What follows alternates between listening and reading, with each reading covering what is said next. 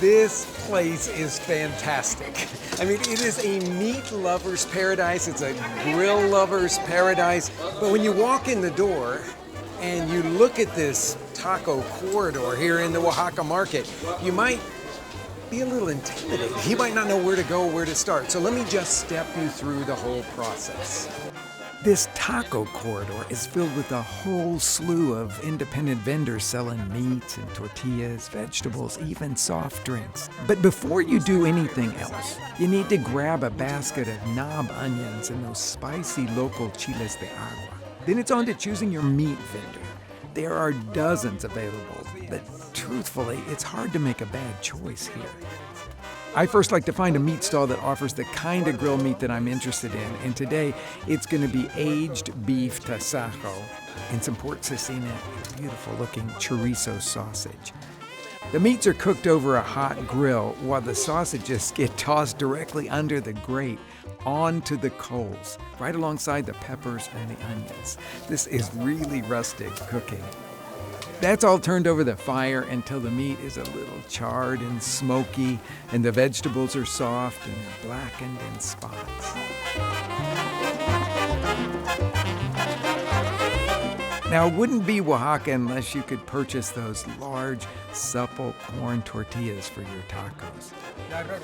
Then you head back to the condiment stalls where they'll prepare the grilled onions and the peppers with a little fresh lime and a sprinkling of salt. Once you sit down, you're offered even more choices of salsas and condiments. Okay, this is the moment that I have been waiting for. Super rustic stuff. I've got my little condiments and seasonings there. I'll take a tortilla, and this is all finger food. So the first one I want to have is the tasajo, that grilled aged beef. Beautiful stuff. Okay, so next thing is to put a little bit of the chili on there, but I'll warn you, stuff is hot. A little bit of onion goes on there, a spoonful of the roasted tomato salsa, beautiful piece of avocado. These are huge tacos because they're made with those blanditas, the handmade corn tortillas that are so famous here. That is perfect.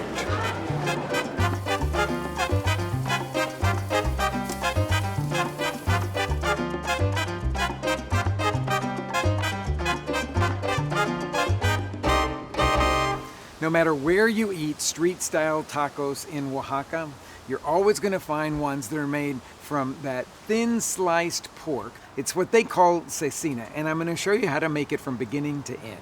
In the traditional way, it starts with guajillo chilies. Those are the smooth skin chilies. You pull off the stem end, open them up, and then knock out all the seeds that are on the inside. Next, they have to be toasted. So heat a dry skillet over medium, then open them out flat into the skillet, press them down with a metal spatula until they're very aromatic. They'll slightly change color. Flip them over, press them down for another 10 seconds or so, then collect them all into a bowl.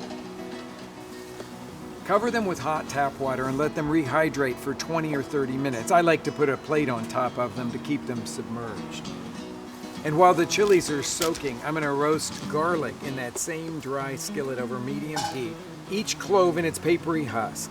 After about 10 to 15 minutes, they'll be completely soft. They'll get a little blotchy black in places.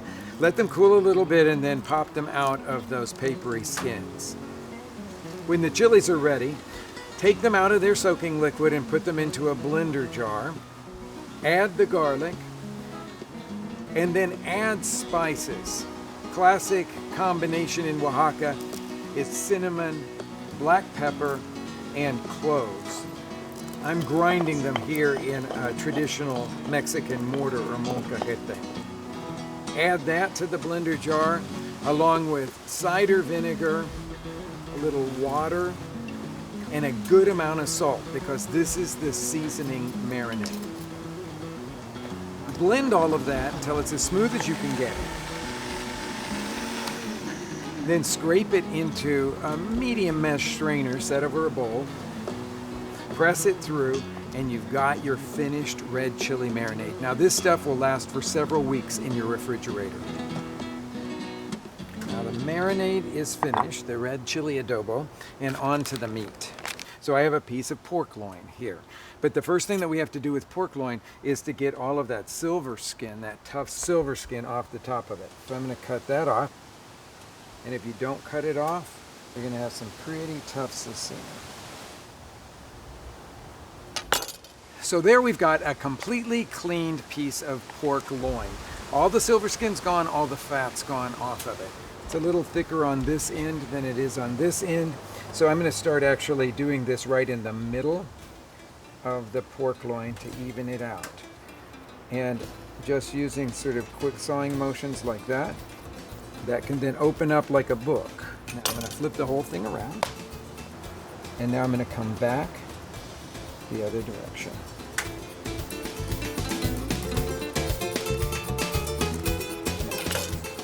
I'll unfold the whole thing again. You may wonder why I'm doing this. This is tradition. This is the way that it's typically done in Mexico. You could just slice right across and make your pieces of meat. We're gonna cut it up anyway into smaller pieces here. But I thought it'd be fun to show you the traditional accordion cut, because in markets in Mexico, you can find butchers doing this all day long.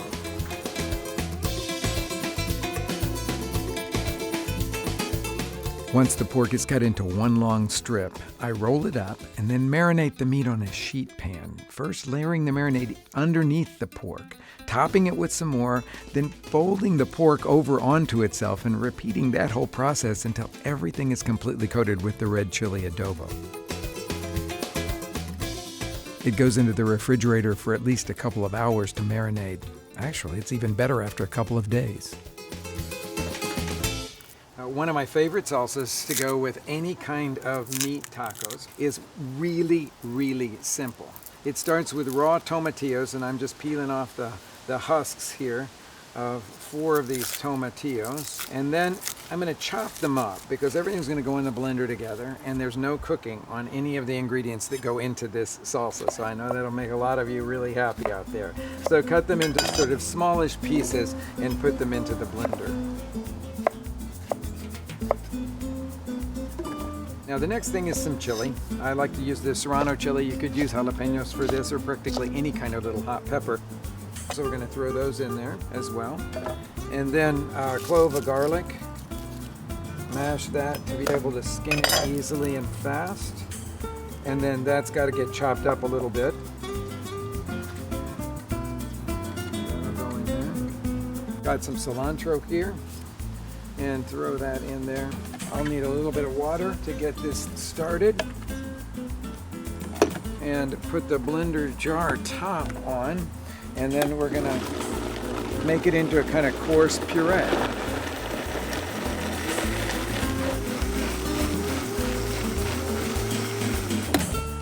Okay, now we've got to season it and add the magic, and the magic is an avocado. So I'm gonna scoop this into the blender jar. I'm going to add to it a little bit of salt, put it back on the blender, and make it into now a smooth and very luscious textured sauce. Okay, give it a taste. It's one of the freshest, most delicious salsas that you could want for any kind of taco.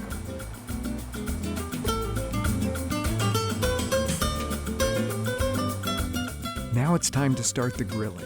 Lay on the knob onions with a little sprinkling of salt, then go on to prepare the meat. The first thing you have to do is slice it into more manageable sized pieces. Then spray those slices on both sides with an oil sprayer to prevent them from sticking to the grill. Just when it's time to flip the onions, the meat is ready to go on to the smoky heat.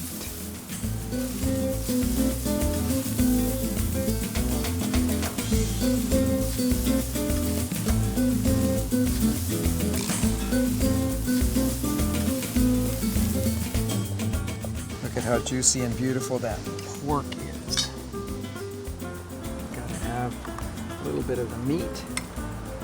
Some of that fresh avocado tomatillo salsa that I love so much. A little squeeze of lime.